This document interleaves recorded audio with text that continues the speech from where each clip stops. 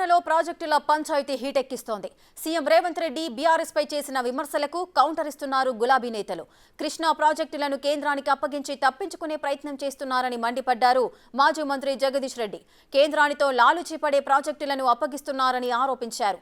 కేసీఆర్ మాట్లాడక ముందే ఉలిక్కి పడుతున్నారని ఎద్దేవా చేశారు. కృష్ణా జలాలపై కాంగ్రెస్ ప్రభుత్వాన్ని అసెంబ్లీలో నిలదీస్తామని హెచ్చరించారు. కానీ వాళ్ళ రేవంత్ రెడ్డి ప్రభుత్వం చేసిన పనితోని శాశ్వతంగా మన హక్కులను వదులుకొని తెలంగాణ తీరని ద్రోహానికి చేసిన తప్పు నుంచి బయటపడడం కొరకు, తప్పించుకోవడం కొరకు అసంబద్ధమైన ఆరోపణలు చేస్తూ కేసీఆర్ గారి పైన, హరీష్ రావు గారి పైన, కేటీఆర్ పైన, ఇతర పైన అవాపించేవాళ్ళు. ఇది కాదు, నువ్వు ఇది చేసి తప్పించుకోలేవు, ప్రజల నుంచి సమాధానం చెప్పి తీరాలి. ఎందుకు జరిగింది ఇది, ఎందుకు సమీక్ష చేయలేదు?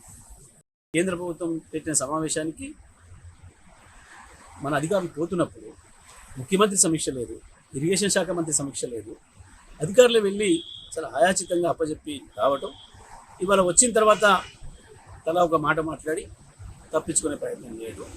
రేవంత్ రెడ్డి కేంద్రంతో ఏదో లోపాయకారి ఒప్పందం చేసుకునే ఇంకెక్కడో లబ్ధి పొందడం కొరకే ఇవాళ రాష్ట్ర ప్రయోజనాలని, తెలంగాణ రైతాంగ ప్రయోజనాలని తీసుకుపోయి తాకట్టు పెట్టింది ఢిల్లీకి. ఇక దీంట్లో నుంచి తప్పించుకుందాం అనుకుంటే సాధ్యం కాదు. తప్పకుండా అన్ని వేదికలపైన, అది అసెంబ్లీ కావచ్చు, పార్లమెంట్ కావచ్చు, ఇక్కడ కావచ్చు, అన్ని వేదికలపైన నేను ఎండగడతాం.